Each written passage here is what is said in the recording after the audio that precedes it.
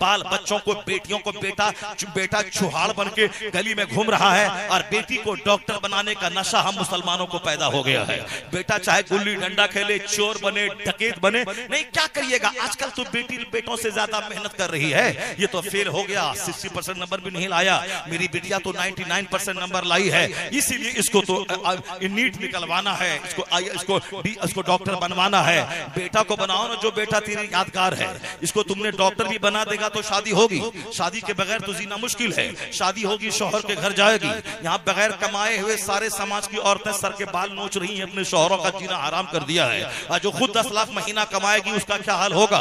वह बाप अपनी बेटी का कातिल है, जो बाप अपनी बेटी को 10 लाख रुपए कमाने का हुनर सिखा करके सारी जिंदगी के सुख में आग लगा देता है। यहाँ तो कुछ नहीं कमाती है, पर्स मेरा, पैसा मेरा, टाका मेरा, चप्पल मेरी, जूता मेरा, जेवर मेरा, कंगन मेरा, घर मेरा, पलंग मेरा, फर्नीचर मेरा, सब मेरा। और सबसे ज्यादा लड़ाई मेरे से ही है उसको कि तुमने ऐसा नहीं किया, तुमने वैसा नहीं किया, तुमने ऐसा नहीं किया, तुमने वैसा नहीं किया। साहब बड़े बड़े वलियों को भी ये इन्होंने जीना हराम कर दिया। अबू हसन खरकानी जैसे बुजुर्ग उनके मुरीद मिलने आते हैं तो बीवी बोलते किस पाखंडी के चक्कर में पड़ा है तुम। उसको बोलता शेख है या बुजुर्ग है, अब्दाल है, वो क्या है, वो मेरा शौहर है, कुछ नहीं, जिंदीक है, बेदीन है, ढोंगी है। साहब परेशान हो गए कि अब जिसको जो कुतुब है, कुतुबे फक्त है, उसको बीवी उसकी ढोंगी कह रही है। मगर जब वह नामायूस होकर वहां से उठे, निकले, देखा जंगल की तरफ से शेर आगे आगे लकड़ियां लेके गुलामी करते हुए जा रहा है और शेख कामिल अबुल हसन खरकानी वो पीछे पीछे आ रहे हैं। कहा शेख ये क्या है। वहां बीवी कहती है ढोंगी पाखंडी जिंदीक है वो, और यहाँ शेर गुलामी कर रहा है। तो शेख मुस्कुराते हुए क्या कहते हैं, हाँ मैं उस बकरी का बोझ उठाता हूँ, इसीलिए शेर मेरा बोझ उठा रहा। मैं उस बकरी का बोझ उठाता हूँ, इसलिए यह शेर मेरा बोझ उठा रहा है। जो अपनी बीवी की तकलीफ पे सब्र करता है, अल्लाह उसे सब्र अय्यूब का अज्र अता फरमाता है। अल्लाह उसे सब्र अय्यूब का अज्र अता फरमाता है। कहने का मतलब ये निकला कि बेटों को आईएएस ऑफिसर बनाइए, बेटों को आईएएस ऑफिसर बनाइए, बेटों को डॉक्टर बनाइए, बेटों को डीएम बनाइए, बेटों की नीट निकालने की कोशिश कीजिए। अपनी बेटियों को पर्दे में रखिए, उसे बाहर शरीयत पढ़ाइए, उसे कुरान पढ़ाइए, उसे कनीज़े फातिमा बनाइए। अगर बेटी आवारा हुई तो आने वाली नस्लें तबाह हो जाएंगी। कई लाख मुसलमानों की बेटियां काफिरों के साथ भाग गई। इसमें 100% कसूर उस बाप का है जो अपनी बेटी को आईएएस बनाने की बात तो करी, उसको डॉक्टर बनाने की बात तो किया, वह जन्नत की बात नहीं किया, आखिरत की बात नहीं किया, ईमान की बात नहीं किया, कुरान की आयत उसके सामने नहीं पढ़ के बताई, तो फिर समझ लिया वह लग्जरियस लाइफ जीना यही जिंदगी का मकसद है। अब लग्जरी लाइफ जीने के लिए वो चाहे काफिरों के साथ भागना पड़े, उसको वो जन्नत के बाद जाने कहा कि दुनिया 100 साल एक पानी का बुलबुला है, असल तो आखिरत है। जन्नत पाना ये हमारा मकसद हयात है। ये तो बाप ने सिखाया नहीं, तो फिर वह लज्जत हासिल करने काफिरों के साथ में भागेगी तो क्या होगा। आज अगर जरूरत इस बात की है, अपनी बेटी को डॉक्टर इंजीनियर बनाए नहीं, उसे कनीज़े फातिमा बना दे। अगर वह कनीज़े फातिमा बन गई तो उनका बेटा लुच्चा लफंगा नहीं पैदा होगा। जब फातिमा ज़हरा मां थी और बाप अली था तो बेटा कुदरत के फैसले के मुताबिक शहीदों का सरदार हसन और हुसैन पैदा हुआ। जब बाप अच्छी होती है और माँ अच्छा होता है, माँ अच्छी होती है, बाप अच्छा होता है, तब औलाद उसकी सिविलाइज्ड और मुहज़्ज़ब पैदा होती है। यहाँ बेटी को पढ़ाने का जुनून चढ़ गया है, चाहे उसका जिन्स फटा हुआ हो, चाहे उसकी लज्जतें अजनबी मर्दों के हाथों में झूलने वाली हो, सब चलेगा मगर डॉक्टर बनाना है। जब नशा ही गलत हो गया है, अगर घर लूट जाए, समाज लूट जाए, नस्लें लूट जाए, इसका 100% कसूर उसका है। कहते अल्लाह कहाँ है, रसूलुल्लाह कहाँ है, गौस पाक की अता मदद कहाँ है, मत बोल अल्लाह कहाँ है, मत बोल रसूलुल्लाह कहाँ है। गरीबान में झांक के देख के तू कहाँ है, तेरा घर कहाँ है, तेरी औलाद कहाँ है, तेरे बच्चे कहाँ है, तेरी बेटियां कहाँ है, तेरी शादी कहाँ है, तेरे बर्थडे पार्टी कहाँ है, तेरे बच्चे कहाँ है, तेरे सारा समाज कहाँ है, समाज की सारी रस्में कहाँ है। तू देख तू कहाँ है, तू मोहम्मदी है, तू मुस्तफा की सुन्नतों का आईनादार है। जब तू ही बदल गया तो फिर अब तू चाहता मैं 1000 बदलूं मगर रहमत खुदा की वही रहे जो हमारे आबो अजदाद की थी, ऐसा नहीं होगा। खुदा की रहमत शहरक से ज्यादा करीब है। तू आज बदल जा, तू मोहम्मदी बन जा, तू सुन्नत का आईनादार बन जा। अल्लाह तो कहता है हम तो माइल बकरम है, कोई साहिल ही नहीं, राह दिखलाए किसे कोई रह रवे मंजिल ही नहीं। नारे तकबीर को तैयार है, अल्लाह सल्तनत देने को तैयार है। सिर्फ आप मूड बना लें, मजाज बना लें, फिर देखें आखिरत में जन्नत तो वहां मिलेगी, दुनिया कैसे मिलेगी। अब जरा गौर से सुनिए, 1400 साल के अंदर में वहां वो चटाई में बांध के मारने वाला इस्लाम मिटाना चाहता था, मगर अबू जहल नहीं रहा, उतबा नहीं रहा, शैबा नहीं रहे, बिलाल रहा, बिलाल रहा, बिलाल रहे, और साहब क्या है कि अबू बकर रहे, उमर रहा, सलमान रहे, ये सारे के सारे रहे। इस्लाम रहा, आज हुसैन रहे, यजीद नहीं रहा, मुस्तफा रहे, अबू जहल नहीं रहा, जनाबे मूसा रहे मगर फिरौन नहीं रहा, जनाबे इब्राहिम रहे, नमरूद नहीं रहा। जुल्म मिट गया, सब्र आज तक जिंदा है। ये कानून है इस्लाम का कि जुल्म मिटने के लिए ही आया है और सब्र हमेशा सुरखरू होने के लिए आया है। सब्र जिंदा रहता है, जुल्म मिट जाता है। दुनिया वाला अपना काम करता, आप अपना काम कीजिए, सिर्फ कुरान पाक की तिलावत कीजिए और उसके बाद अपने बच्चों को डॉक्टर, इंजीनियर, प्रोफेसर, मास्टर सब बनाइए। राजनीति और नेतागिरी छोड़ दीजिए, दूसरों का झोला मत ढोइए, दूसरों का तलवा मत चाटिए। न हेमंत सोरेन का, न ममता दीदी का, न नीतीश का, न लालू का। एक दिन इलेक्शन हो और जो ईमानदार ऑनेस्ट आदमी हो, जो वर्क, जो कर्मठ हो काम करने वाला, उसको जाके वोट दे दीजिए। बाकी किसी का न झोला ढोना है, न किसी का तलवा चाटना है। अपने बाल बच्चों को एक जबरदस्त इस्लामी और वर्ल्डली दोनों नॉलेज दे देना है, ताकि बैंक का ऑफिसर ये रहे, प्रोफेसर ये रहे, ताकि सरहद पे सिपाही ये बने रहे, स्कूल का प्रिंसिपल ये बने, कॉलेज का प्रोफेसर ये बने, डीएम ये बने, बैंक का प्रोबेशनरी ऑफिसर ये बने। जब आपका बच्चा ये सारे सेक्टर पे रहेगा तो वक्त की और मुल्क की जरूरत आपका बन जाएगा। तो फिर आपके बच्चों के सामने ये नेता मतबिरेन लेने आएगा, नॉलेज लेने आएगा, ये मुल्क की जरूरत बन जाएगा। और जहां उसका भाई संकट में पड़ेगा तो और ये साहब, ये हमारे ऑफिसर इनकी मदद को आएंगे। इसलिए अपने बच्चों को सिर्फ तालीम दे, और ऐसी तालीम नहीं कि डीएम बना और जहन्नमी बन गया, और ऐसी भी तालीम नहीं कि साहब सिर्फ मौलवी साहब बन गए, न अंग्रेजी आती है न कोई नोटिस को पढ़ना आता है, नहीं, बल्कि दीन का इल्म भी हो और दुनिया का भी इल्म हो। जैसे मैंने मैट्रिक में 400 बच्चों में टॉप मैंने किया, इंटरमीडिएट में यूनिवर्सिटी में मेरा टॉप रिजल्ट रहा, मैंने ग्रेजुएशन में अंग्रेजी लिटरेचर में मैंने टॉप, पूरे कॉलेज में टॉप किया, मैंने पोस्ट ग्रेजुएशन में पूरे कॉलेज में मैंने टॉप किया, मैट्रिक से लेके एमए तक सिर्फ टॉप रिजल्ट रहा। और जब मैं दाढ़ी टोपी के साथ एमए का एग्जाम एमए इंग्लिश का एग्जाम देने गया था, और जब मेरी मोटी कॉपी जब कार्ड देखा, वो बोलता रहा कि इल्म, वो सोचता रहा कि इल्म नहीं रहता है दाढ़ी और टोपी में, इल्म तो सीने में रहता है, दाढ़ी की वजह से कोई रुकावट नहीं होती है। जब बच्चा पढ़ेगा खुदा की रहमत इनके साथ, मुताला इनके साथ, फिर क्या होगा, मुशरिकों का बच्चा पीछे रहेगा, मुसलमानों का बच्चा हर फील्ड में आगे बढ़ता चला जाएगा।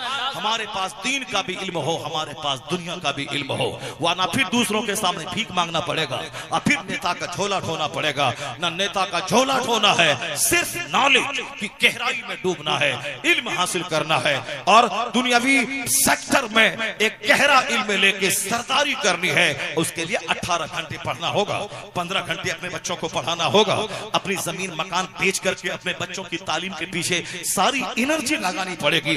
नेतागिरी ने मुझको तबाह बर्बाद करके रख लिया। सब नेतागिरी, ब्लॉक में चक्कर लगाना, 10 टका कमाना, थाने दाल वाले की मुखबरी करना, 10 रुपए कमाना।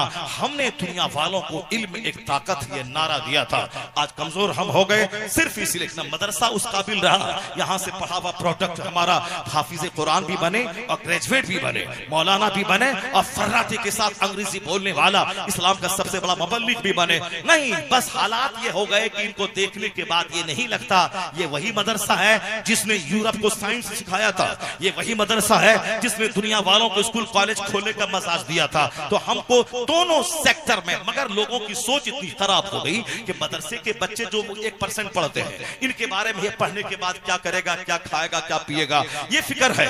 मगर जो मुसलमानों के 99% बच्चे जो स्कूल कॉलेज में पढ़ते हैं, जो डीएम बना अत्तहियात याद नहीं है, जो प्रोफेसर बना सुबहान रब्बियल आला कहना उसको नहीं आता है, कुरान पढ़ना नहीं आता है, दुआए कुनूत याद नहीं है, आयतुल कुर्सी याद नहीं है। ये बताएं कि वो लोग जो डीएम बन के 62 साल नौकरी करके खा पी के मकान बना के गाड़ी खरीदा, लेकिन 2 रकात नमाज भी कायदे से नहीं पढ़ पाया, तो वो लोग जो जहन्नम जा रहे हैं, उन जहन्नमियों के बारे में आपके पास प्रोजेक्ट क्या है, आपके पास प्लान क्या है उसके बारे में।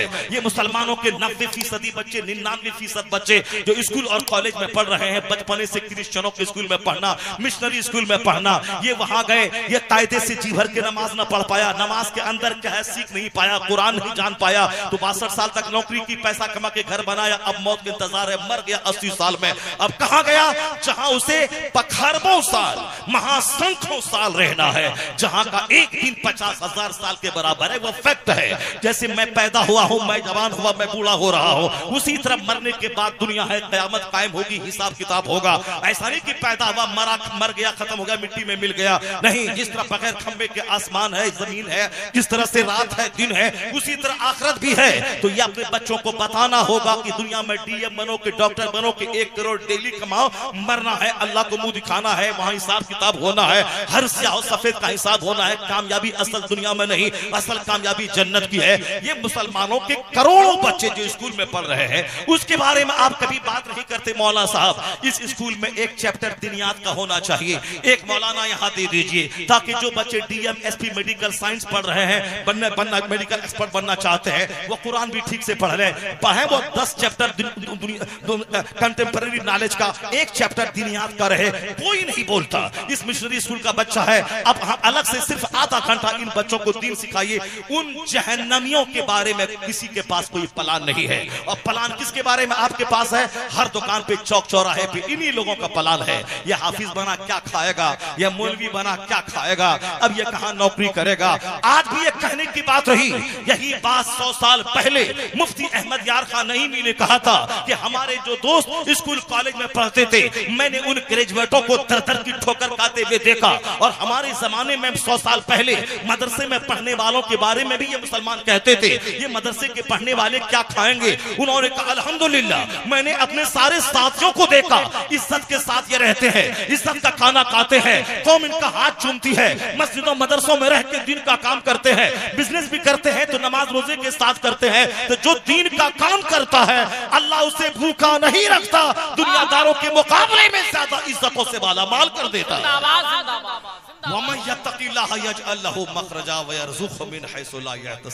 जो अल्लाह से डरता है, अल्लाह ताला वहां से रुज़ी देता है जहां से बंदा सोच नहीं सकता है। ये बताइए कि मेरी ये बात 100% सही है कि नहीं है? हर आदमी के पास जब के पास मैं जाके बैठता हूं, वो यही बोलता है, मदरसे में मशीन ले आइए, मदरसे में कंप्यूटर ले आइए, मदरसे में, ये बातों मैं खुद कह रहा हूं कि मदरसे के सारे बच्चों को अंग्रेजी फर्राटे से बोलना चाहिए, ताकि अंग्रेजी जबान में वह लोगों के सामने इस्लाम पेश कर सकें। मदरसे के बच्चों को खूब हिंदी संस्कृत आनी चाहिए, ताकि हिंदी जबान में इस्लाम समझा सके। मदरसे के बच्चे को फ्रेंच और डच भी पढ़ना चाहिए, ताकि हाफिज आलिम मुफ्ती बन के यूरोप चले जाए और वहां जाकर के इस्लाम की तबलीग करे। और अल्हम्दुलिल्लाह जिन बच्चों ने मेहनतें की, जो हमारे बिहार के बहुत सारे बच्चे अमेरिका यूरोप में रहते हैं, वो साहब डॉक्टर हैं, वहां अंग्रेजी में खिताब करते हैं, जुमा में रोजाना दरसे हदीस इंग्लिश में देते हैं, कोई फ्रेंच में देते हैं, कोई डच में देते हैं। हमारे हिंदुस्तान की जबरदस्त आलिम है जो रशिया की एक यूनिवर्सिटी में बहुत जबरदस्त तनख्वाह पे वहां मुलाजमत कर रहे हैं। तो जो पढ़ेगा लिखेगा और जो नहीं पढ़ेगा वो क्या करेगा? साइकिल लेगा, वो ट्यूशन पढ़ाएगा। जो नहीं पढ़ेगा लिखेगा, पढ़ने के जमाने में सिर्फ वो कुरान खानी करेगा, 2 टका खा के वो सिर्फ कपड़ा सिएगा और जैकेट पहनेगा, मेहनत नहीं करेगा, किताब नहीं खरीदेगा। वो तो पढ़ने लिखने के बाद सोचेगा हम क्या करें, वो बुखारी से पढ़ना तो आता नहीं है, चलो घर घर में ट्यूशन पढ़ा दें, चलो कहीं मौजिन की नौकरी मिल जाए, चलो कुछ नहीं मिला दाढ़ी मोच मुंडा, चलो मोबाइल सीख करके मोबाइल की दुकान करें। ये वही लोग हैं जो पढ़ने के जमाने के एक मिनट का गलत इस्तेमाल करते हैं। और जिन लोगों ने पढ़ने के जमाने में इल्म हासिल किया, अच्छे हाफिज, अच्छे कारी, अच्छे आलिम, अच्छे खतीब, अच्छे मुहद्दिस, अच्छे मुफक्किर बने, वो डॉक्टरों से ज्यादा अच्छे रहते हैं। आज मंत्री भी उतना हवाई जहाज से नहीं चलता होगा जितना हदीस कुरान बताने वाला मौलवी उस हवाई जहाज का इस्तेमाल कर रहा है। पता चला जो दीन का काम करेगा अल्लाह रब्बुल इज्जत उसे इज्जत अता फरमाएगा, उसे अच्छी रोजी अता फरमाएगा। बेनमाजी को अल्लाह अच्छा मेवा खिलाएगा, और जो 24 घंटे रहता है मस्जिद में नमाज पढ़ता अल्लाह उसको दाने दाने को तड़पा देगा। ऐसा कभी नहीं होगा। इबादत करने वाला इज्जत की रोजी उसे मिलेगी, और अल्लाह से दूर रहने वाला भले ही वो संतरा सेब खा ले, रूहानी तरक्की उसको कभी नहीं मिल पाएगी। क्योंकि दुनिया चलाने वाला अल्लाह है। जो अल्लाह के दीन का काम करेगा अल्लाह उसे इज्जत देगा, शोहरत देगा। आज कोई नहीं जानता कि 100 साल पहले बरेली का नवाब कौन था, बरेली का जमींदार कौन था, पर आज 100 साल के बाद लोग कहते हैं कि अहमद रजा कौन है, जो जमीन नहीं खरीदी, जो अपना शानदार मकान नहीं बनाया, मगर आज उस रजा के नाम पे कहूं जैसे करोड़ों लोगों के नाम में वो रजा शामिल है। ये साहब फला रजा, एहसन रजा, तौकीर रजा, मोहसिन रजा, फला रजा, फला रजा। आज ऑक्सफोर्ड में रजा है, कैम्ब्रिज में रजा है, हार्वर्ड में रजा है, PHU में रजा पे रिसर्च करके लोग PhD की डिग्री हासिल कर रहे हैं। ऑस्ट्रेलिया में रजा, श्रीलंका में रजा जामा मस्जिद, हॉलैंड में रजा जामा मस्जिद, मदरसा रजविया। हिंदुस्तान के हर स्टेट्स में सैकड़ों मस्जिदों और मदरसों का नाम रजा के नाम पे है। रजा नवाब नहीं था,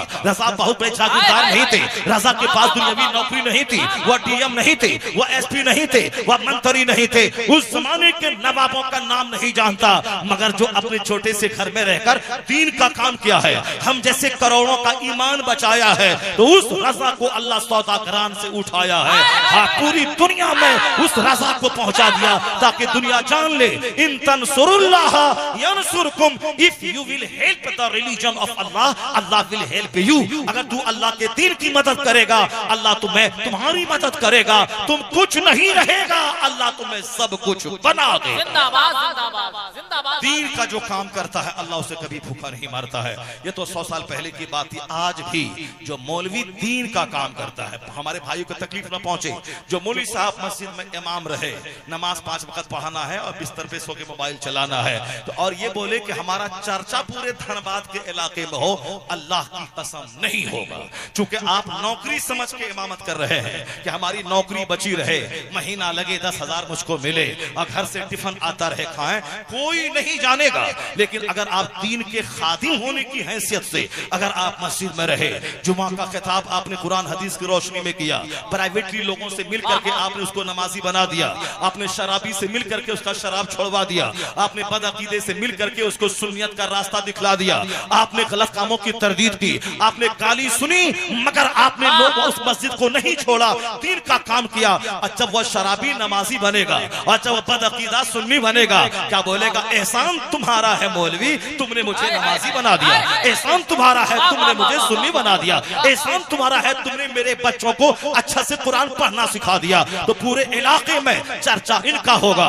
फला साहब थे, खूब धूम मची थी, मसलक की धूम मची थी। अगर तुम मुलाजिम की हैसियत से रहोगे, कुछ नहीं मिलेगा, खाओगे पियोगे चले जाओगे। अगर दीन के खातिम की हैसियत से रहोगे तो करोड़ों दिलों में तेरी हुकूमत रहेगी, इज्जत रहेगी, मोहब्बत रहेगी। खिदमत जो करता है वही मखदूम बन जाता है। जो मदरसा चलाता है, 50-100 बच्चे वहां पढ़ते हैं, भीख मांगता है, लोग कहते हैं कि अरे मौलवी साहब खाली चंदा करता है, पहले दीजिए, मगर मौलवी साहब कभी दिल बर्दाश्त नहीं हुआ। ये ज़कात लेके आपको पाक करता है, फितरा लेके पाक करता है, ये शर्म कुर्बानी लेके पाक करता है। उसके बाद मुस्तफा के मेहमानों को खिलाता है, रहने के लिए घर बनाता है, मुदर्रिसिन की तनख्वाहें देता है। ये मांगने वाला भिखारी हम जैसे लोगों से करोड़ों गुना बेहतर है, जो अपने लिए नहीं मांगता है, मुस्तफा के दीन की खिदमत के लिए मांगता है।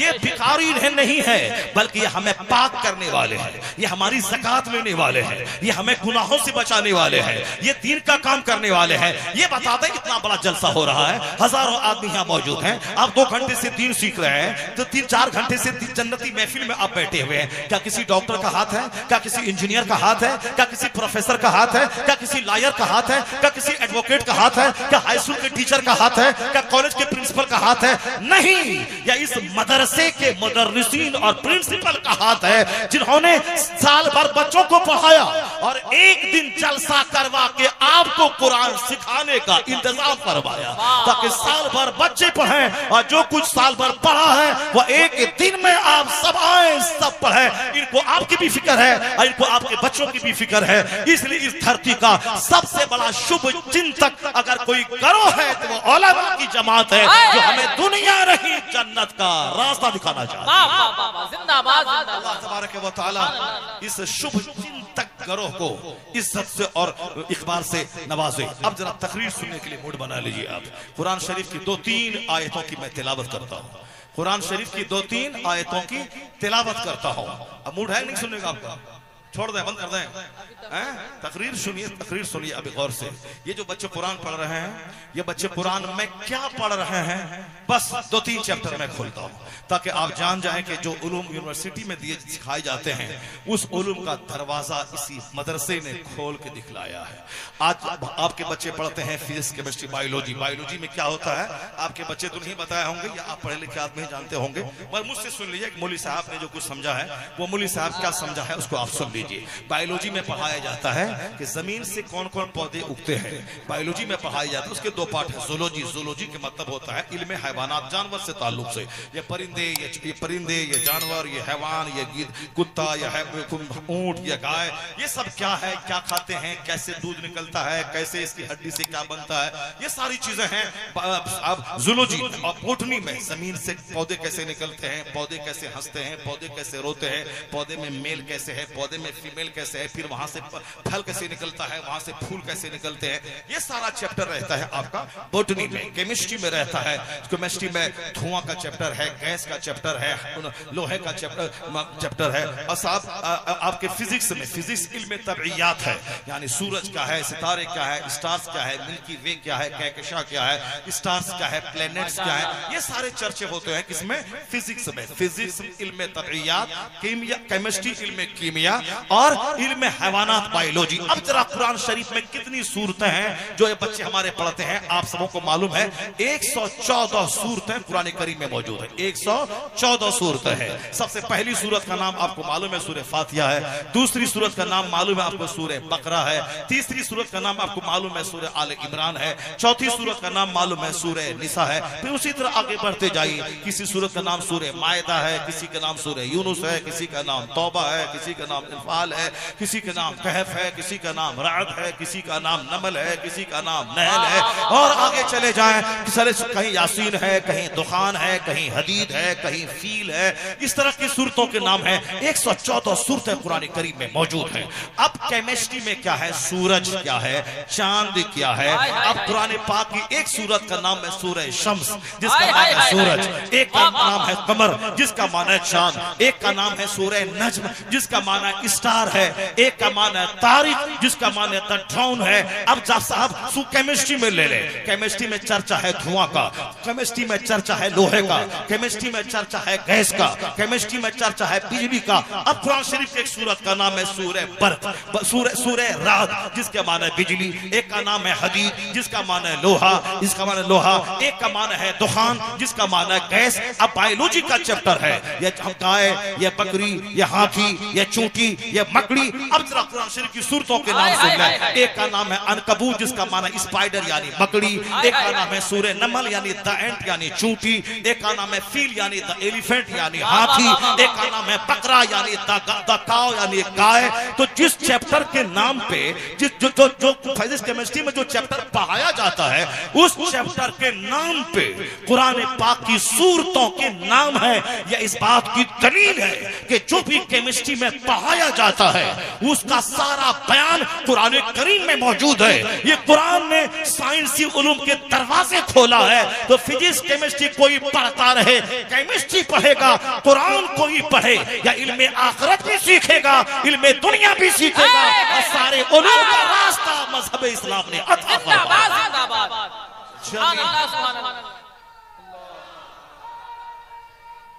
जिंदाबाद। जमीउल इल्म फिल कुरान, लेकिन कुरान शरीफ में सारे उलूम मौजूद है। अभी थोड़ा सा मजा और आपको आएगा, सीना आपका बाग बाग हो जाएगा। अब जो लोग कहते हैं कि आने वाला वक्त मुसलमानों के लिए खतरे का वक्त है, वो झूठ है, झूठ में कोई दम नहीं है। अब जरा सुनिए गौर से, सुनिए गौर से।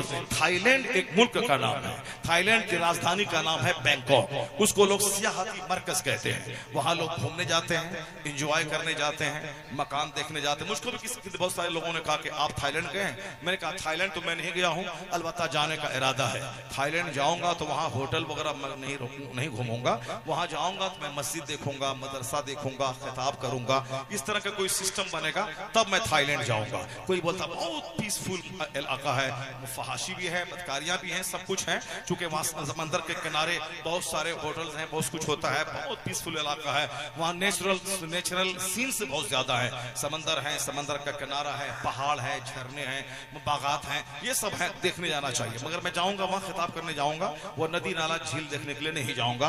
मगर उसी थाईलैंड की एक अचौंका देने वाली बात मैं करता हूँ। वो थाईलैंड है, बहुत सारे लोगों का घर धनबाद में बना होगा कई करोड़ रुपए का।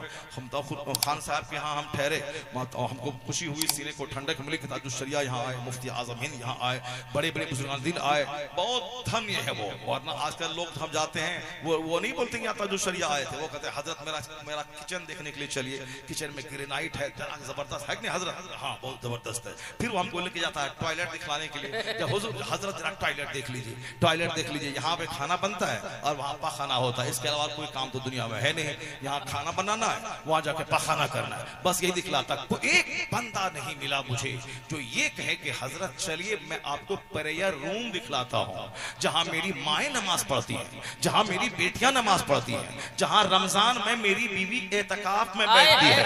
कोई एक बंदा नहीं मिला। हाँ एक बंदा मिला था उधर बिहार के एक देहात में, वह फूस का घर था, उसी में एक अलग कमरा बनाया था, वहां मुसल्ला रखा हुआ था, तस्बीह के दाने रखे। हजरत यहाँ हमारी औरतें नमाज पढ़ती हैं और हम लोग भी कभी कभी सुन्नत यहाँ पढ़ के फर्ज पढ़ने मस्जिद जाते हैं। और यही तरीका इस्लाम ने सिखाया है कि अपने घर में सुन्नत पढ़ें और फर्ज पढ़ने के लिए मस्जिद चले जाए। और हुजूर ने कहा था अपने घर को कब्रिस्तान मत बनाओ, यानी घर में नमाजें पढ़ा करो, नमाज की बरकत है तुमको मिलेंगी। फर्ज नहीं, फर्ज नमाज अगर जमात छूट गई, जाएंगे तो नमाज छूट जाएगी, तो घर में पढ़ लें, लेकिन आदतन मामूलन सुन्नत घर में पढ़ें ताकि घर में नमाज की बरकतें मिल जाए। और फर्ज मस्जिद में जाके पढ़ें ताकि हर कदम के बदले में अज्र भी मिले, गुनाह भी मिटे और 27 गुना सवाब जमात के साथ पढ़ने का मिल जाता है। खैर ये सारी बातें हमारी होती रहती, मेरी हजारों तकरीरें हमारी नेट पर हैं, लोगों ने डाल दिया है, मैंने अपने से नहीं डाला है, लोगों ने डाला है, तो आप उसको सुनते रहें। बहुत सारी बातें, किस महफिल में कौन सी बात दिमाग से निकल जाएगी वो कहा नहीं जा सकता। हम क्या क्या बोल दिए फिर दोबारा उसको रिपीट नहीं कर पाते, चूंकि रटते उठते तो है नहीं, इसीलिए जो मुम्मा आ गया सो बोल दिया। अब वो आज बोला फिर सारी जिंदगी वो बात दिमाग में नहीं आएगी। तो जो लोग सुनते हैं तकरीरें उनको मालूम है कि हर तकरीर में कुछ न कुछ एक दो जुमले ही सही आपके हौसला बख्श, प्रेरणा वाहक यानी हौसला देने वाला जरूर जुमला मिलता है। तो आप उसको देखा करें, उसमें सारी बातें मिल जाएंगी आपको। मगर आज मैं सिर्फ ये कहना चाहता हूँ, करोड़ों का घर है लेकिन ये घर छोड़ के चला गया कहां? चला गया थाईलैंड की राजधानी बैंकॉक, पहाड़ देखने के लिए। 1 करोड़ का घर बनाया है। अब इंजॉय करने चले गए गोवा। गोवा में क्या करना है? वहां समंदर के किनारे बालू पे लेट गए, डुबकी लगाया, बालू पे लेट गए। 1 करोड़ का घर है, ग्रेनाइट, टाइल्स, मार्बल, सोफा, ये वो, शोकेस, इंटीरियर, आउटर, क्या क्या लोग बनाते हैं। पहले तो दीवार बनती, छत बनी, पुछारा हुआ, काम तमाम है। लेकिन आजकल मकान बनाना ही जिंदगी का सबसे बड़ा मकसद हो गया। तो मकान बनता है 25 साल में, उसके बाद बंदा मर जाता है, मकान रह जाता है बहू के लिए। और बेटे की बीवी बहू रात भर मोबाइल चलाती है और टीवी देखती है। तो मकान बनाया हमने और उसमें ऐश कर रही हमारी बहू, सिनेमा देख रही है। तो हमसे पूछा जा रहा है कि तुमने जिंदगी किस काम में गुजारी, माल कहां से कमाया, कहां खर्चा किया। और जिस घर के लिए मैं नमाज छोड़ दी और झूठ बोला, उसमें रहेगी बीवी, उसमें बेटी, उसमें रहेगा, उसमें रहेगी बहू, उसमें रहेगा बेटा। और ये चला कब्र में हिसाब देने के लिए माल कहां से कमाया, कहां खर्च किया। अकलमंद है वो जो दुनिया में रह के जन्नत कमाए।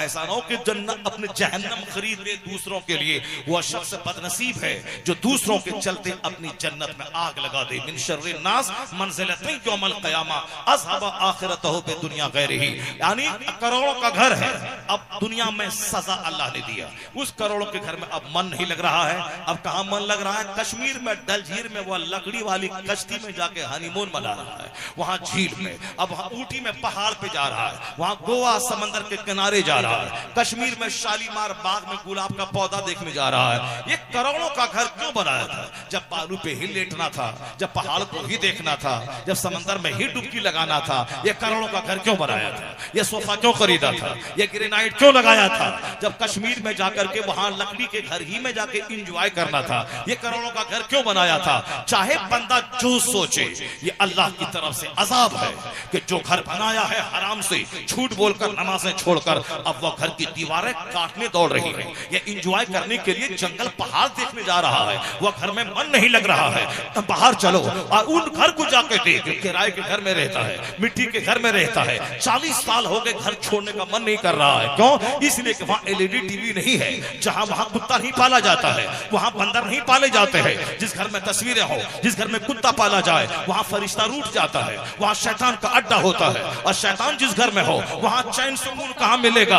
तो जहां तलावत है, जहां इबादत है, जहां सजदा है, वहां फरिश्तों का आना जाना होता है। और जहां फरिश्तों का आना जाना हो, वहां इंजॉय होता है, वहां लज्जतें मिलती हैं, वहां फरहत मिलती है। इसलिए वो कच्चा घर छोड़ने का मन नहीं करता। अगर सुकून तुम्हें चाहिए, न गोवा में मिलेगा, न थाईलैंड में मिलेगा, न कश्मीर में मिलेगा, न शालीमार बाग में मिलेगा। अपने घर को इबादत से सजा दे, तिलावत से सजा दे, जिक्र से सजा दे, दुरूद से सजा दे, अपने घर को कलमा से सजा दे। कुरान पढ़, किराए के घर में बादशाहों के महल का मजा मिलता है। जिंदाबाद जिंदाबाद। अला बिज़िक्रिल्लाहि तत्मइन्नुल कुलूब। ये जो घुमक्कड़ का कल्चर चला है, गरीब है, नहीं कुछ मिला तो चलो 1000 रुपए की टिकट लेके अजमेर शरीफ चलो। अजमेर शरीफ बीवी को लेके जा रहा है। जब औरत यहाँ से जाती है अजमेर हाजिरी देने के लिए, हर कदम पर फरिश्तों की लानत बरसती है।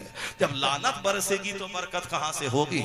अब कुछ नहीं मिला तो अंग्रेजों की नकल करते हुए अजमेर जा रहा है, कोई ऊटी जा रहा है, कोई कहाँ बरेली के नाम ले रहा है। अजमेर जाना, बरेली जाना जरूरी नहीं है, मस्जिद जाना जरूरी है, नमाज़ें पंज खाना जरूरी है, जमात से नमाज पढ़ना वाजिब है। जब औरतों को जमात से रोका गया, मस्जिद से रोका गया, ईद वाजिब नहीं, जुमा फर्ज नहीं, तो फिर अजमेर जाने का परमिशन किसने दे दिया? हाँ, इस पर किसने परमिशन दे दिया? एक कौम मुस्लिम जो बोलता है नमाज पढ़ो, फातिहा हराम, 11वीं का बकरा हराम, वो भी जहन्नमी है। और जो बोलता है कि सिर्फ फातिहा दिलाओ, अजमेर जाओ, 12वीं का जुलूस निकालो, नमाज पढ़ने की जरूरत नहीं, वो भी जहन्नमी है।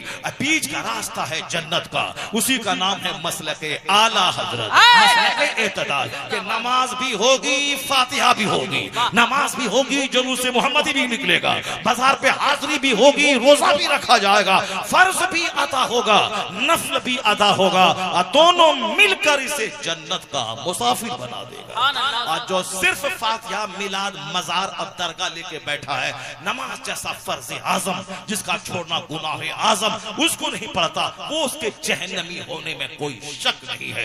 क़यामत के दिन सबसे पहला सवाल नमाज का होगा। नमाज ही नहीं है, फातिहा लेके बैठा है, नमाज ही नहीं है, अजमेर और बरेली की हाजिरी लेके बैठा है, कुछ नहीं मिलेगा। और जो सिर्फ नमाज लिया है, बुजुर्गों को गाली देता है, मुस्तफा की तौहीन करता है, हुजूर के इल्म गैब के खिलाफ लिखता है, औलिया सालिहीन के इख्तियारात के खिलाफ बोलता है, फातिहा मिलाद को हराम कहता है, वो भी जहन्नमी है, क्योंकि उन्होंने अच्छे काम को वो बुरा कहता है। जो सीधा रास्ता है मसलके आला हजरत, के नियाज भी होगी, नमाज भी होगी, फातिहा भी होगी, रोजा भी होगा, जुलूस भी मोहम्मदी भी निकलेगा, मुहर्रम का खिचड़ा भी खाया जाएगा, 11वीं का बकरा भी ज़बह होगा, फराइज और वाजिबात भी अदा किए जाएंगे, नमाज होगी, रोजा होगा, हज होगा, ज़कात होगी, फर्ज भी होगा, नफल भी होगा, सीधा रास्ता शहरे शफात नगर लेके चला जाएगा। यह बीच में बात आ गई, अब जरा गौर से सुनिए। मैं थाईलैंड आपको लेके चलता हूँ। थाईलैंड की राजधानी बैंकॉक में एक प्रोफेसर रहते हैं, डॉक्टर मेगाटेट तेजासेन। डॉक्टर मेगाटेट तेजासेन, डॉक्टर मेगाटेट तेजासेन वो क्या है? वो नास्तिक हैं, या किसी खुदा में विश्वास नहीं रखते हैं, या फिर वो मजहबी तौर पर बुद्धिस्ट हैं। जो अक्सर लोग उस जोन के नॉर्थ ईस्ट के वो लोग अक्सर लोग या तो बुद्धिस्ट हैं, या क्रिश्चियन हैं, या फिर नास्तिक हैं, कोई खुदा नहीं, उसमें वो विश्वास करते हैं। मगर बहुत बड़ा प्रोफेसर, थाईलैंड की राजधानी का एनाटॉमी डिपार्टमेंट के जबरदस्त प्रोफेसर, उसने, और प्रोफेसर जो साइंटिस्ट होते हैं उसकी सोच बड़ी आला होती है। वह लोग रिसर्च करना, तहकीक करना, एक एक मिनट बर्बाद नहीं करना। जरा गौर से सुनिए आप लोग, आवाज मत लगाइए, जोर से बोले सुभान अल्लाह, हाथ उठा के बोले ला इलाहा इल्लल्लाह। हम 4 चैप्टर खोलना चाहते हैं, नहीं 4 सुनिएगा, कम से कम 1 चैप्टर सुन लीजिए। वो 4 अगर नहीं सुनना चाहते हैं, आपको लग रहा है कि टाइम ज्यादा हो गया और मौलाना साहब बात बढ़ाते हुए चले जा रहे हैं, इसीलिए अगर आपको ऐसा लग रहा है तो आज मैं 1 बोलूंगा, फिर अगले साल मौलाना साहब बुलाएंगे तो फिर इंशाल्लाह वो 3-4 चैप्टर खोलेंगे। आज उसको 5 से लेके 10 आयत कुरान पाक की पढ़नी थी और उससे वहां से रोशनी लेना था, प्रेरणा और हौसला लेना था और फिर इल्म का खजाना लेना था। मगर चूंकि बात से बात पैदा होती है और हर बात काम की बात सामने आ जाती है, इसीलिए वो बातें सामने आ जाती हैं तो वो चैप्टर थोड़ा सा बैक हो जाता है। तो अब हम समझ गए, आप लोग थोड़ा सा घबरा से रहे हैं, इसीलिए बस 1 चैप्टर खोलता हूं, उसके बाद अगर बोलिएगा कि दूसरा चैप्टर भी खोल दीजिए तो फिर मैं सोचूंगा उसके बारे में, वरना 1 तो मैं सुना ही दूंगा, चाहे सारी कुर्सी खाली हो जाए, सारे लोग भाग जाएं, सारे लोग बात करते रहे, उससे कुछ नहीं होगा। 1 चैप्टर तो मैं सुना के दम लूंगा। मेगा तेजस्विन एनाटॉमी डिपार्टमेंट के जबरदस्त प्रोफेसर, उस प्रोफेसर का काम होता है रिसर्च करना, तहकीक करना। हम लोग लेके बैठे हैं, क्या लेके बैठे हैं, वो असद भाई जो बोलते हैं हम लोग लेके बैठे हैं, ये लेके बैठे हैं, वो लेके बैठे हैं, ये लेके बैठे हैं, हम लोग नात लेके बैठे हैं, हम लोग कव्वाली लेके बैठे हैं, हम लोग मजार लेके बैठे हैं, और दूसरा आदमी साइंस लेके बैठा है, दूसरा आदमी हवाई जहाज लेके बैठा है, वो स्कूल और कॉलेज लेके बैठा है, और ये मजार और चादर लेके बैठे हैं। तो मजार और चादर लेके बैठने वाला कोई काम कर पाएगा क्या? ये तो अच्छा काम है। अब गरीब नवाज के मजार पे जाए, चादर चढ़ा दे 1 लाख रुपए की और कहे हमारे बेटे को डीएम बना दीजिए, और उनका बेटा गुल्ली डंडा खाता है, गुल्ली खेलता है, गुटखा खाता है, रात भर सोता है, दिन भर घूमता है, वो डीएम बन पाएगा? गरीब नवाज का कमचा मार के वहां से भगा देंगे, अजमेर से भागो यहाँ से।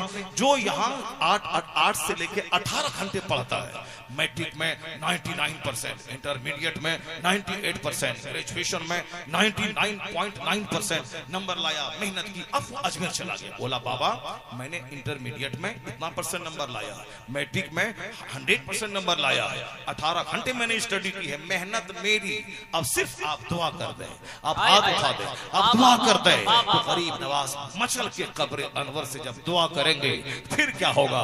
इधर से मेहनत चलेगी, उधर से गरीब नवाज की दुआ के लिए हाथ उठेगा, आसमान से रहमत उतरेगी, कामयाबी कदम चूमेगी। सिर्फ दरगाहों पे जाके बैठ के बोले हमने आम लगाया है, उसमें सेब निकल जाए, ऐसा नहीं होगा। दरगाह वाले बुजुर्ग 2-4 तमाचा मार के भगा देंगे वहां से। ऐसा नहीं होता इस दुनिया में। लगाएं गेहूं निकल जाए वहां से धान, लगाएं धान वहां से निकल जाए गेहूं, लगाएं आम उसमें निकल जाए अखरोट। ये नहीं इस दुनिया के सिस्टम के खिलाफ। अब जरा गौर से सुनिए, वैज्ञानिक रिसर्च करते हैं, वैज्ञानिक गौर व फिक्र करते हैं। हमारे उलमा किराम को भी चाहिए फजूल काम नहीं करें, बिला वजह मोबाइल नहीं चलाएं, बिला वजह दोस्ती नहीं करें, बिला वजह घूम घाम नहीं करें, सिर्फ मुताला करें, पढ़ें लिखें। आपसे लोग नहीं आके पूछेगा कि साहब आयरन क्या है, आपसे लोग आके नहीं पूछेंगे कि गैस क्या है, आपसे लोग नहीं पूछेंगे कि फला क्या है, आपसे लोग पूछेंगे कि ये मसला क्या है, नमाज में फर्ज क्या है, वजू में कितनी चीजें फर्ज हैं, वजू में क्या सुन्नत है। आपसे लोग पूछेंगे तलाक का मसला क्या है, आप बोलेंगे नहीं बताएंगे। अच्छा हम जब फोन कर लेते हैं रांची और इदारे शरिया पटना फोन कर लेते हैं, तब आपको देंगे। मुताला नहीं करेंगे तो सर खुजलाएंगे और बोलेंगे हम दूसरे से फोन करके बताएंगे। मुताला करेंगे, उधर से सवाल निकलेगा, इधर सीने से जवाब निकलेगा। जबान की हेजिटेशन खत्म हो जाती है जब बंदा कसरत से मुताला करता है। कसरत मुताला से जबान साफ होती है, कसरत मुताला से ब्रेन खुलता है, कसरत मुताला से हिचक दूर होती है, कसरत मुताला से अमल का ज़ौक़ पैदा होता है। आपका काम यही है कि आप कसरत से मुताला करें। और मदरसा कैसे चलेगा, मदरसे में तालीम कैसे अच्छी होगी, 1 मिनट बर्बाद नहीं करें, एक मिनट को आबाद रखें। तो मेरे वक्त की कदर करने वाला मुमताज होता है, वह कौम को कुछ देने वाला होता है, उसको इज्जत का मालिक होता है। अल्लाह उससे इज्जतों से, उसे इकबाल से नवाजता है, तो लोगों के दिलों के लिए उसे चर्चा का विषय लोगों की जबान के लिए बना देता है। मेहनत करें, पढ़ें लिखें, ज्यादा दोस्ती नहीं, ज्यादा बात नहीं, वरना तो आप किसी लायक नहीं रह जाएंगे। मरने से पहले ये सोच के मरे कि मैं दुनिया वालों को क्या दे के जा रहा हूं, मैं अपने घर वालों को क्या दे के जा रहा हूं, मैं मेरे मरने के बाद किस चीज का चर्चा होगा। ये वो गुटखा ढेर खाता था साहब, रोजाना 100 पुड़िया खाता था, रोजाना हुक्का पीता था, यही चर्चा होगा। एक पीर साहब को मैंने देखा, उसका मुरीद इतना पुड़िया ला के दे दिया, अब वो खाता है। एक पीर साहब 1-2-4-10 डब्बा सिगरेट के ला के दे दिया, अब वो सिगरेट पीता है, फेंकता है, बोलता हमारा हजरत क्या जबरदस्त सिगरेट पीता है, इधर पिया फेंका, उधर पिया फेंका, दिन भर में 100 पी लिया। हाँ ये अच्छा काम हो गया, अच्छा काम हो गया, सिगरेट पिया फेंका फेंका, पिया फेंका। कभी तुम तो बोलो कि मेरा पीर सुबह नमाज के बाद 1000 दरूद पढ़ता है, असर के बाद 1000 कलमा पढ़ता है, रात में सूरह दुखान पढ़े बगैर नहीं सोता है, सूरह मुल्क पढ़े बगैर नहीं सोता है। ये तो बोलो कभी। ये गुटखाखोर चला है रजा के खिलाफ जबान खोलने, ये मुजाविर, ये चादर बेचने वाला, ये चला है ताजुश शरिया के खिलाफ जबान खोलने। चादर बेच के खा के मर जा, तू उसके खिलाफ मत बोलना।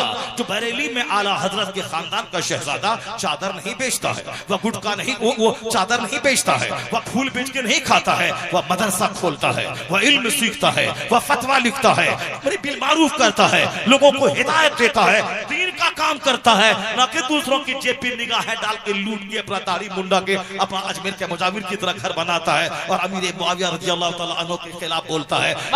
तुम ताजुश शरिया से क्या निस्बत है? तुम गुटखा खाओ, तुम सिगरेट पियो, खूब हुक्का पियो। मैंने ताजुश शरिया को भी देखा है, जब भी देखा जिक्र करते देखा, फतवा का जवाब देते देखा, अमरे बिल मारूफ करते देखा, दरसे बुखारी देते देखा, लोगों को समझाते देखा। ये है पीर हो तो ऐसा जिसको देखने के बाद गौसे आजम की याद ताजा हो जाती है। एक एक मिनट जिसका कीमती था, जब भी देखा जिक्र करता देखा, तिलावत करता देखा, दरसे बुखारी देता देखा, फतवा लिखता, फतवे का जवाब की तस्सीह करता हुआ देखा। ये है दीन का खादिम, जिसका एक एक लम्हा दिन की खिदमत में गुजरता चला जा रहा है। सिर्फ गुटखाखोरी कमाल नहीं है, दीन का काम करना कमाल है। ये काम वैज्ञानिक करते हैं। हर वैज्ञानिक की सोच होती है मैं कुछ ऐसा करके जाऊं ताकि मेरा नाम दुनिया में होता रहे कि फला साहब ने ये काम किया है। और हम लोग नकल करते हैं, मगर वह लोग कोई चीज इजाद करके दुनिया वालों को देते हैं। यही साइंटिफिक सोच हर उलमा कराम की रहनी चाहिए कि मेरी अपनी शनाख्त, मैं समाज को क्या दे के जा रहा हूं। ऐसा नहीं गाली दिया, छोड़ दिया, मदरसा बंद कर दिया, दाढ़ी फेंक दिया, नहीं नहीं। गाली सुन के दिन का काम, तमाचा खा के दिन का काम, मार खा के दिन का काम, तब वो काम हुआ। हम बोले माला पहनाया, 2 टका दिया, चले, ये कोई दिन का काम हुआ? वो है कि दीन बोलूं तमाचा खाओ, दीन बोलूं गाली सुनो, हक बोलूं मारा जाओ, ये है दीन का काम। ताकि कयामत के दिन इमाम हुसैन जब खून में लथपथ अपने खानदान वालों के साथ जन्नत की तरफ जाए तो भी मैं कहूं हुजूर आप हक बोले थे, गर्दन कटी थी, मैं भी हक बोला था, तमाचा खाया था। और जहां हुसैन ने मुस्कुरा के देख लिया तो तमाचा खाया है, हक बोलने के बदले में आओ मेरे पीछे पीछे 80 साल का नफल सजदा वहां नहीं ले जाएगा जहां हुसैन की मुस्कुराहट लेके चली जाएगी, हुसैन की मुस्कुराहट लेके चली जाएगी। इसलिए से दीन का काम कीजिए, काली क्रोश की परवाह न कीजिए। मेगाटेट तेजासन उसने कहा मैं दुनिया को कोई नई चीज में दूंगा।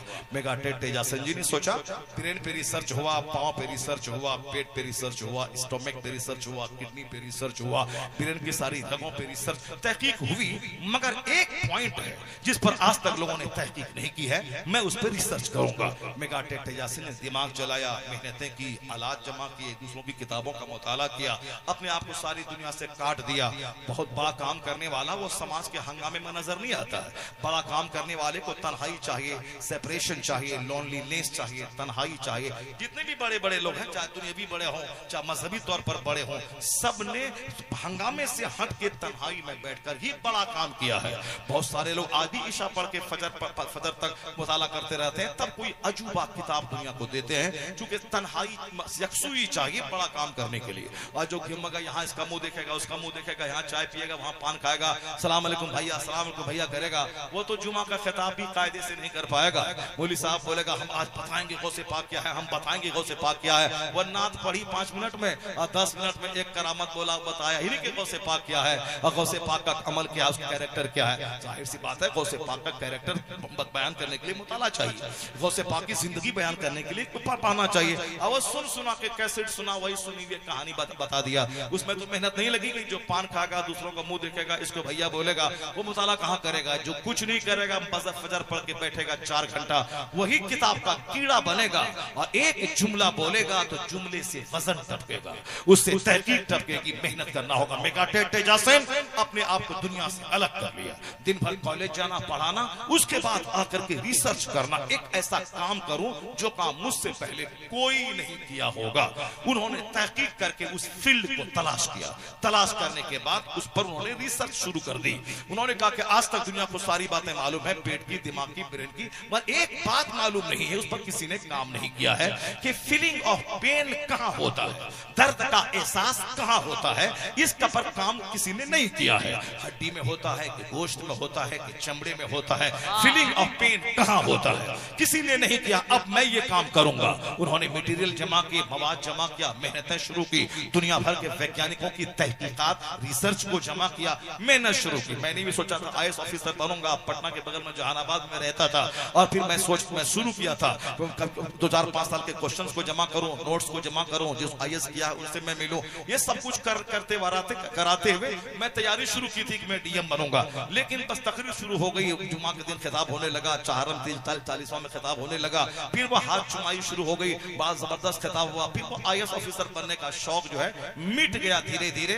बस ये मौलवी साहब बन गया, और मौलवी साहब बन के कुरान हदीस की बातें समझा रहे हैं। मगर DM बनना था मुझको, हम बन गए, मुकर्रिर साहब बन गए, जो आपके सामने आज दिन सिखला रहे हैं। मगर एक मैथमेटिक्स में MSc करने वाला वो हमसे बोला, जब मैं ये जुमला उनके सामने कहा अच्छा हुआ कि आप DM नहीं बने, अगर DM बन गए होते तो 2 लाख टका महीना मिलता, आराम से खाते पीते, आपको कोई समाज वाला नहीं जानता। लेकिन आज आपके जुमले से लाखों को हौसला मिल रहा है, लाखों लोग दीन सीख रहे हैं, लोग राह रास्त पे आ रहे हैं। तो DM क्या, उस तरफ की सारी मुलाजमतें इस इज्जत पे कुर्बान है जो दीन के सदके में आप सोचने वालों के लिए है। वरना जिसके नजदीक मकान, दुकान, गाड़ी, छकड़ा सब कुछ है, मॉल बनाए नहीं बनाए, मौलाना साहब, बहुत सारे लोग बोलते हैं हजरत आप वहां गए क्या माहौल था, और कुछ लोग कहता कितना टका मिला, कितना टका मिला। तो जिसकी सोच जैसी रहती, जो टका सोचता रहता है वो टका के बारे में पूछता है, और जिसको मसलक का दर्द है वो मसलक की बात बोलता है। अब बहुत सारे लोगों को खिदमत करने का शौक है, वो खिदमत की बात बोलता है। मेगाटेजासेन सारी दुनिया से कटकर उन्होंने इस जमीन को चुना, उस पर रिसर्च शुरू किया कि दर्द का एहसास, फीलिंग ऑफ पेन कहां होता है। मैं पता लगाऊंगा, इस फील्ड में काम करूंगा, दुनिया वालों को बताऊंगा। वो कामयाब हो गए, कई साल मेहनत की, रिसर्च किया, तहकीक की, दिमाग जलाया। अब उन्होंने एक किताब मोटी सी लिखी, कहा कि फीलिंग ऑफ पेन कहां होता है। उन्होंने बताया कि दर्द का एहसास चमड़े में होता है, हड्डी में नहीं, गोश्त में नहीं, चमड़े में। फीलिंग ऑफ पेन चमड़े में होता है, दर्द का एहसास चमड़े में। उन्होंने तजर्बा करके बताया, कई तजर्बा, उसमें एक तजर्बा यह था कि जब मैं सुई चुभता हूं बदन में, ये सुई जब तक चमड़े की हद तक में है तब तक दर्द है, और इसके आगे गोश्त में चली जाए वहां दर्द नहीं होता। और आमतौर पर जब सुई इंजेक्शन आप लेते हैं, जैसे चमड़े में इंजेक्शन गया तो थोड़ा सा पिंच करता है, दर्द हुआ, बाकी अंदर गोश्त में घुस जाए कोई दर्द नहीं होता है। अगर चमड़ा छिल जाए शदीद तकलीफ होती, जब तक कि चमड़ा उस पर दूसरा भर नहीं जाए। फीलिंग ऑफ पेन चमड़े में होता है। इसका हदीस से क्या ताल्लुक है, इसका कुरान पाक से क्या ताल्लुक है। कुरान पाक में तो जन्नत का, दोज़ख का, आखिरत का, नमाज का, रोजे का, हज का, ज़कात का, अखलाक का, मुआमलात का, ये सारा चर्चा है। सूरह फातिहा से लेकर सूरह बिन्नास तक सबसे ज्यादा टॉपिक कुरान में, जो टॉपिक सबसे बड़ा है वो आखिरत का टॉपिक है, आखिरत का टॉपिक है। इसीलिए मुसलमान के घर में सबसे ज्यादा आखिरत का ही चर्चा होना चाहिए, क्योंकि कुरान अल्लाह का कलाम है। अल्लाह के कलाम में सबसे ज्यादा आखिरत का ही चर्चा है। सूरह ज़िलज़ाल पढ़ें, सूरह मुतफ़्फ़िफ़ीन पढ़ें, सूरह तकासुर पढ़ें, सूरह वैलुल कुल्ले पढ़ें, सूरह मुल्क पढ़ें, सूरह कलम पढ़ें, जो सूरत पढ़ें, सूरह नबा पढ़ें, सूरह तकवीर पढ़ें, सूरह इंशिकाक पढ़ें, जो सब में सिर्फ क़यामत का चर्चा, जन्नत का चर्चा, आखिरत का चर्चा। सूरह रहमान पढ़ लें, आखिरत का, यानी सबसे ज्यादा चर्चा कुरान में आखिरत का है। और हमारे घर में सबसे कम चर्चा आखिरत का होता है। इसीलिए हमारा बच्चा दुनिया का हरीस और लालची तो बनता है, आखिरत का तलबगार नहीं बनता है, क्योंकि आदमी उन्हीं बातों को कैच करता है जो उनके सराउंडिंग, इर्द गिर्द जो बातें चला करती है। तो चूंकि मेरे घर में दुनिया चला करती है, इसीलिए हमारे बच्चे को माल चाहिए, चाहे सूद खा के, झूठ बोल के, जुआ खेल के, ट्रेन लूट के, ATM लूट करके, जैसे वो माल चाहिए। क्योंकि हमने इर्द गिर्द सराउंडिंग में माल का चर्चा शुरू किया, जन्नत का चर्चा, आखिरत का चर्चा, जहन्नम से बचने का चर्चा, जो कुरान के हर पेज में मौजूद है। अगर वो चर्चा किस घर में हो तो बच्चा हरी से दुनिया नहीं, हरी से उकबा हो जाएगा। मेगा तेजासन जी ने कहा दर्द का एहसास चमड़े में होता है। अब उन्होंने किताब लिखी, दुनिया वालों को बताया कि हमने पता लगाया, आप लोगों को मैं बता रहा हूं। इसी दौरान गाहे बगाहे सऊदी अरब की राजधानी रियाद में कॉन्फ्रेंस होती है इस्लाम और साइंस के उन्वान पे, और हर नए मुहक्किकीन की तहकीक को सामने रखा जाता है और कुरान हदीस में जो मवाद है उस मवाद को रख करके दुनिया वालों को इस्लामी किताबों का महत्व का एहसास दिलाया जाता है। कुरान ने क्या कहा, आपने क्या कहा। मेगा तेजासन ताजा उन्होंने दर्द का एहसास चमड़े में होता है दुनिया वालों को बताया था, इसीलिए उनको भी उस कॉन्फ्रेंस में दावत दी गई। रियाद में कॉन्फ्रेंस हो रही है, दुनिया भर के मंदुबीन आए हैं, सब अपनी अपनी तहकीक को पेश कर रहे हैं। उसी में डॉक्टर मेगा तेजासन जी ने कहा कि मेरी ये नई जदीद मॉडर्न रिसर्च है कि फीलिंग ऑफ पेन स्किन चमड़े में होता है, और उसकी यह दलील है, उसका यह सबूत है। सारे लोगों ने तारीफ की, वाह वाह, आज तक किसी ने यह नहीं कहा था। आपने कहा आपकी मेहनतों को दाद, आपकी मेहनतों को सलाम, आपकी रिसर्च को सराहा जाएगा, दुनिया आपको याद रखेगी। उसी दौरान कहा आपके चैप्टर, आपकी तहकीक को मैं उसको दाद देता हूं, लेकिन चूंकि ये टॉपिक इस्लाम और साइंस के उन्वान पे ही ये कॉन्फ्रेंस हुई है, इसलिए आपकी इस तहकीक का जायजा मैं कुरान की रोशनी में लेता हूं। जो बात आपने दुनिया वालों को बताई है, क्या आज से पहले कोई वैज्ञानिक नहीं बताया? क्या इसका कोई चर्चा कुरान में है? क्या इसके बारे में कोई इशारा कुरान करीम में मिलता है? क्योंकि कुरान का दावा है कि सारी बातें कुरान में मौजूद है। वाला रत्बी वाला याबिसिन इल्ला फी किताबिन मुबीन, खुश्क और तर की सारी बातें कुरान करीम में मौजूद है। मैं सिर्फ इसका जायजा लेता हूं, क्या कुरान करीम में इसके ताल्लुक से कोई मवाद दिया गया है? डॉक्टर मेगा तेजासन हैरान रह गया, वह सोचने लगा कि कहां तहकीक, कहां साइंस, कहां रिसर्च, कहां कुरान। अगर ये कुरान इसकी किताब है भी तो उसमें नमाज रोजे की बात है, उसको इस चर्चे से क्या मतलब है? उन्होंने कहा कि मेगा तेजासन जी और सारे मंदुबीन गौर से सुन लें, इस्लामिक स्कॉलर ने कहा यह कुरान हमारी मजहबी किताब है, इसके बारे में हमारा दावा है कि किसी बंदे की तहरीर नहीं है, यह अल्लाह रब्बुल इज्जत का कलाम है। यह कलाम हमेशा से है, अल्लाह ने अपने महबूब हमारे पैगंबर पर इस कलाम को आज से 1400 ईयर्स नाजिल फरमाया है। इसमें किसी बंदे का कोई दखल नहीं है, ना इसमें कोई इजाफा कर सकता है, ना इसमें से कोई कमी कर सकता है। इस किताब के प्रोटेक्शन की जिम्मेदारी हमारे खुदा ने लिया है। यही वजह है कि तौरात में, इंजील में, ज़बूर में, गॉस्पेल में, वो सारी चीजों में, उस ओल्ड टेस्टामेंट में लोगों ने अपनी तरफ से घुसा करके उसकी जो सच्चाई थी उसको उन्होंने मशकूक बना दिया। लेकिन चूंकि कुरान की हिफाजत की जिम्मेदारी अल्लाह ने लिया है, इसलिए कोई भी तहरीक इस कुरान करीम में अपनी तरफ से कुछ घुसा नहीं सकती है। वो तहरीक बेनकाब हो जाएगी। कोई बड़ा से बड़ा मौलाना अगर अरबी का माहिर एक्सपर्ट वो चाहे कि कुरान में कुछ अपनी तरफ से बढ़ा दे, ऐसा नहीं होगा, क्योंकि कुरान की जबान इस कदर खूबसूरत, इस कदर मानाखेज है कि जो लोग अरब में पैदा हुए हैं, जिनकी मादरी जबान अरबी है, वह लोग अरबी 24 घंटे फर्राटे से बोलते हैं, अरबी में वह लोग एमए करते हैं, लेकिन वह लोग भी जब कुरान पाक पढ़ते हैं वह कहते हैं मेरी अरबी का इस अरबी से क्या ताल्लुक है, क्या ताल्लुक है। तो इसलिए दुनिया की सारी जबानें दो खिमों में बढ़ गई, मॉडर्न उर्दू, एंशिएंट उर्दू, जदीद उर्दू, कदीम उर्दू, जदीद अंग्रेजी, कदीम अंग्रेजी, जदीद अरबी, कदीम अरबी, सारी जबानें दो खेमों में बढ़ गई। अब पहले शेक्सपियर की जबान और आज के साइंस, आज के शायर की जबान, इकबाल और मीर तकी मीर की जबान और आज के उर्दू के बड़े शायर की जबान, दोनों में फर्क है। ये जिद्दत का जमाना है, ये मॉडर्न। मगर कुरान 1400 साल पहले नाजिल हुआ और वह अरबी में है। अरबी में दो खेमे बढ़ गए, जदीद अरबी, कदीम अरबी। मगर दोनों अरबी जानने वाले जब कुरान पढ़ते हैं तो कहते हैं इस जबान के हुस्न का कोई जवाब नहीं है। कुरान पाक के हुस्न का, इसके डेप्थ का, इसकी मानाखेजी का इस कोई जवाब नहीं। चूंकि बंदे का कलाम रहे तब ना कोई बंदा जवाब दे दे। ये तो खालिक का कलाम है जिसका मद्दे मुकाबिल कोई नहीं है, इसलिए कोई अपनी तरफ से घुसेड़ नहीं सकता। ये बात तो जान ले कि कुरान अल्लाह का कलाम है।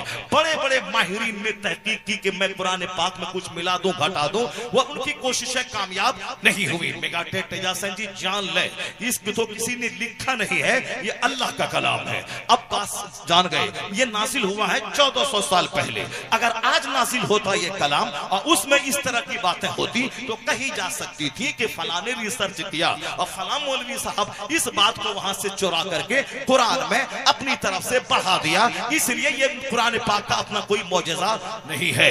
पहले तो कुरान की ज़बान कोई बंदा इस्तेमाल नहीं कर सकता और फिर आज नहीं 1400 साल पहले नाजिल हुआ है। अब देखते हैं उस कुरान में आप की तहकीक के बारे में क्या कोई इशारा मौजूद है? उस रिसर्च ने बताया, क्योंकि कुरान का चर्चा आखिरत पे ज्यादा कुरान जोर देता है, तो अल्लाह कहता है वल्लज़ीना कफरू बिआयातिना सौफा नुस्लीहिम नारा, जिन लोगों ने हमारी आयतों को मानने से इनकार किया, कुफ्र किया, अनकरीब हम उसे जहन्नम की आग में जलाएंगे। चूंकि हमारा खाता है, मेरी जमीन पे रहता है और हमारे ही कलाम का इनकार करता है, उसको तो जहन्नम की आग में जलाएंगे। और कैसे जलाएंगे? कुल्लमा नदिजत जुलूदहुम, जब उसका ये चमड़ा आग में गल जाएगा, ये खाल गल जाएगी, बदलनाहुम जुलूदन गैरहा लियज़ूकुल अज़ाब, उसकी जगह दूसरी खाल हम पैदा कर देंगे ताकि वो दर्द का मजा चखे, अज़ाब का मजा चखे, अज़ाब का मजा चखे। कुल्लमा नदिजत जुलूदहुम बदलनाहुम जुलूदन गैरहा लियज़ूकुल अज़ाब, जब उनकी खाल गल जाएगी आग में तो हम फौरी दूसरी खाल पैदा कर देंगे ताकि वो अज़ाब का मजा चखे। तो अज़ाब का मजा चखाने के लिए हड्डी बदलने की बात नहीं की गई, गोश्त बदलने की बात नहीं की गई, चमड़ा के बदलने की बात की गई। यह इस बात की दलील है कि अज़ाब का मजा, दर्द का मजा चमड़े में चखा जाता है, इसीलिए अल्लाह ने चमड़ा बदलने की बात की। मेगाटेक तेजासेन, चूंकि वह हिंदुस्तान का अंधभक्त नहीं था कि अब चाहे वो पाखाना कर रहा है, कोई पाखाना खा रहा है तो हा हा हा हा हा हा हा हा ये आ गया। हवाई जहाज किसने दिया? कोई मतलब नहीं। टेलीफोन किसने दिया? कोई मतलब नहीं। ये 4 लेन किसने बनाया? कोई मतलब नहीं। कलकत्ता की हजारों फैक्ट्री किसने बनाई? कोई चर्चा नहीं। टाटा बिरला की कंपनी कितने 150 साल से है? कोई मतलब नहीं। हैदराबाद की हाईटेक सिटी कब से बनी? कोई मतलब नहीं है। ये सब इसी ने किया है, यही किया है, यही किया है। ये जब नहीं था तो 4 लेन नहीं थी, फैक्ट्री नहीं थी, सड़क नहीं थी, मोबाइल नहीं था, टेलीफोन नहीं था, ये सारी तरक्कियां नहीं थी, यूनिवर्सिटी नहीं थी, कॉलेज नहीं था। ये सब कुछ इसी पंडित जी ने किया है और इसी गुजराती साहब ने किया है। किस कदर अंधभक्त है बेवकूफो। हिंदुस्तान आज आजाद हुआ है। हिंदुस्तान का हैदराबाद, हिंदुस्तान की हाईटेक सिटी, हिंदुस्तान की 4 लेन सड़कें, हिंदुस्तान के बड़े बड़े शहर, हिंदुस्तान के बड़े बड़े कॉलेजेस, हिंदुस्तान की टेलीफोन, हिंदुस्तान का मोबाइल, हिंदुस्तान की साइंटिफिक आलात, ये सारी चीजें किसने दी है? जो आज मजा कर रहा है, बस तुमने दी है, बस हो गया। जो झूठ बोला हा हा हा हा, ये सब कुछ नहीं चलेगा, धुआं है, आज नहीं तो कल खत्म हो जाएगा। अब जरा गौर से सुनिए, ये अंधभक्त नहीं था। वो कौन? मेगाटेक तेजासेन। वह दूध और पानी का फैसला चाहता था, वो हक शनास था, वो हक पहचानने वाला था। जब उसने देखा कि मैं पहला आदमी हूं जिसने बताया है दुनिया को कि दर्द का एहसास चमड़े में होता है, और यही बात अगर कुरान शरीफ में मौजूद है, या इस बात की दलील है कि कुरान किसी बंदे का कलाम हो ही नहीं सकता है। ये कलाम अगर है तो रहमान का कलाम, खुदा का कलाम। चूंकि आदमी मैं पहला हूं जिसने ये तहकीक किया है और ये बात जब कुरान में मौजूद है, ये खुदा का कलाम है, तो दुनिया गवाह रहे जब सच्चाई सामने आ गई कि कायनात का खालिक अल्लाह है, ये कुरान अल्लाह की किताब है। तो मेगाटेक तेजासेन दुनिया को गवाह बनाकर ये कलमा पढ़कर मुसर्रफ इस्लाम हो रहा है। नारे तकबीर, नारे रिसालत, एजाज़े कुरान, मज़हबे इस्लाम, मसलके आला हज़रत, जिंदाबाद जिंदाबाद। है नूरे खुदा कुफ्र की हरकत पे खंदाजन, फूंकों से चरा बुझाया जाएगा। दुनिया वाले को बोलने दीजिए। अभी इस तरह के तो बहुत सारे चैप्टर मेरे पास मौजूद हैं। मैं बताता निशिकांत चट्टोपाध्याय वो किस पॉइंट पे उन्होंने रिसर्च किया, जिस पॉइंट पर पहुंचने के बाद उसको रहा नहीं गया दुनिया वालों के सामने कलमा पढ़ के वो इस्लाम कबूल किया। मैं सारी बातें, बहुत सारी बातें हमारे दिमाग में इंशाअल्लाह करीम, चूंकि आज आप भी थक चुके होंगे और बहुत काफी ताखीर भी हो गई। बस जो कुछ भी कतरा है इसी को समझ लें, बहुत बड़ी बात है। इतना यकीन जान लें आप यहाँ से कि हर मुसीबत का इलाज कुरान करीम में मौजूद है, सारे प्रॉब्लम्स का सॉल्यूशन कुरान करीम में मौजूद है। अब जरूरत है कि हुजूर ने जो कहा है, खैरुकुम मन तअल्लमल कुरान व अल्लमा, तुम में सबसे बेहतर है वो जो कुरान पढ़ता है और दूसरों को पढ़ाता है। The best among you is one who learns Quran and teach it to others. तुम में सबसे अच्छा वो, हुजूर ने की बात सच्ची, हुजूर ने कहा तुम में सबसे अच्छा वो है जो कुरान पढ़े और दूसरों को पढ़ाए। तो जब कुरान सबसे बेहतर, तो जिस दरसगाह में कुरान पढ़ाया पाया जाता है वो दरसगाह सारी दरसगाहों में सुपीरियर है। क्योंकि कुरान सबसे लाजवाब, तो जिस दरसगाह में कुरान पढ़ाया जाए वो मेडिकल कॉलेज से बेहतर है, वो इंजीनियर कॉलेज से बेहतर है। चूंकि वहां सिर्फ दुनिया कमाने का तरीका सिखाया जाता है और यहाँ दुनिया और उक़बा दोनों सजाने का तरीका सिखाया जाता है। इसलिए कुरान पाक जहां सिखाया उससे बेहतर कोई दरसगाह नहीं है। अल्लाह ताला हम सबों को इस दरसगाह को गिरी हुई निगाहों से नहीं, इस दरसगाहों को इज्जत की निगाहों से देखने की तौफीक अता फरमाए। जो लोग मदरसा चला रहे हैं, कंपल्सरीली हर मदरसे में अच्छी आला अंग्रेजी की तालीम हासिल होनी चाहिए, ताकि बच्चे हमारे हाफिज कुरान बने। सिर्फ कुरान पाक रट लेना कमाल नहीं है। ये जो एक रस्म हमारे समाज में चल पड़ी है, बच्चा हाफिज बन गया, हाफिज बन गया। हाफिज बनने की कोई इतनी बड़ी फजीलत नहीं है। आप लोगों ने जो सुना है, असल में है मन क़रअल कुरान व अमिला बिमाफी, जिसने कुरान पढ़ा उस पर अमल किया। कुरान के हलाल को हलाल जाना, कुरान के हराम को हराम जाना, उसकी फजीलत है। रट लेना ये भी एक अच्छा काम है, हाफिज बन गया वो, लेकिन इससे बड़ा काम यही है कि कुरान पढ़े, उसको समझे और कुरान ने जो कुछ कहा है उस पर वो अमल करे। यही इस हदीस से पाक आया है, मन क़रअल कुरान वो अमिला बिमाफी, जिसने कुरान पढ़ा और जो कुछ उसमें है उस पर अमल किया।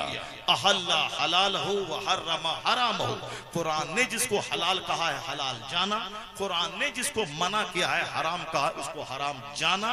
तब उसके माँ बाप को वो ताज पहनाया जाएगा जिस ताज की चमक के सामने दुनिया के सूरज की रोशनी फीकी पड़ जाएगी। जो कुरान पढ़ा उस पर अमल किया। इसके अलावा रटने की तो वही बातें हैं कि कोई भी कुरान रटेगा वो याद कर लेगा और जहां छोड़ेगा 1 महीना वो भूल जाएगा। इसलिए रट लेना कोई बहुत बड़े कमाल की चीज नहीं है। कुरान पढ़ना, कुरान समझना, कुरान पाक पर अमल करना, ये बड़ा काम है। हम लोगों ने सिर्फ छिलका को ले लिया, जो असल गुठली है उसको छोड़ दिया।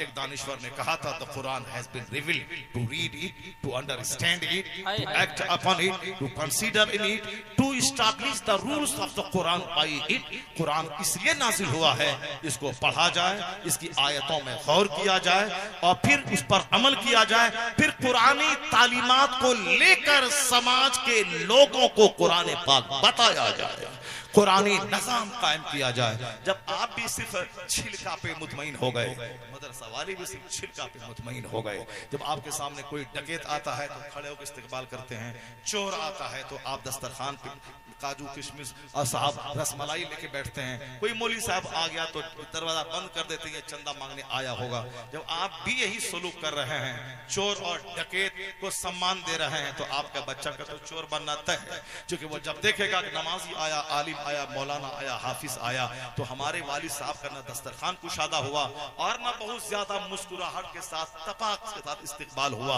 मगर कोई नेता आया जो 24 घंटे झूठ बोले, 10 आदमी का मर्डर करे, ये लपक के दौड़ के इस्तकबाल किया, बिठाया। उसके बाद दस्तरखान के साथ ड्राई फ्रूट और सीजनल फ्रूट सब मौजूद है, फौरी तौर पे बिरयानी, ये वो। तो जो बच्चा देख रहा है, जिसका दिमाग सिंपल है, वो तो सोचेगा भाई इज्जत तो यहाँ है, इज्जत वहां नहीं है। इसलिए अगर चाहते हैं कि आलिमों को सम्मान मिले, हाफिजों को सम्मान मिले, तो आलिमों, हाफिजों, परहेजगारों को नेक बनाना होगा। अगर चाहते हैं कि समाज में डकैत घटे, चोर घटे, बेनमाजी घटे, पापी घटे, लुच्चे लफंगे घटे, तो लुच्चे लफंगों को इज्जत देना छोड़ना होगा। शरीफों को, नमाजियों को, नेकों को, आलिमों को सम्मान देना होगा। जब शरीफों को सम्मान मिलेगा तो इस सामने खड़ा बच्चा वो भी शरीफ बनना चाहेगा। हर आदमी को आत्म सम्मान चाहिए। ये सम्मान चाहे डकैती में मिले या नमाज में मिले, सामने वाला देखेगा कि सम्मान जहां है, आत्म सम्मान की खातिर वह काम करेगा। समाज चोरों से भर जाएगा अगर आपने चोरों को सम्मान दिया। उस दिन समाज शरीफों, नमाजियों, नेकों से भर जाएगा जिस दिन आपने नेकों को सम्मान देना शुरू किया। जिस तरह का समाज आप बनाना चाहते हैं उस तरह का समाज बना लें। अल्लाह तबारक व तआला हमको, आपको, सबों को आलिमों की कद्र की तौफीक अता फरमाए। कुरान पाक खूब गौर से पढ़ने, समझने और उस पर अमल की तौफीक अता फरमाए। मदारिस के जिम्मेदारों को भी अपने मदरसों की पूरी तारीख को रोशन करने की तौफीक अता फरमाए। आमीन। व आखिरु दअवाना अनिल हम्दुलिल्लाहि रब्बिल आलमीन। अस्सलामु अलैकुम व रहमतुल्लाहि व बरकातुहू।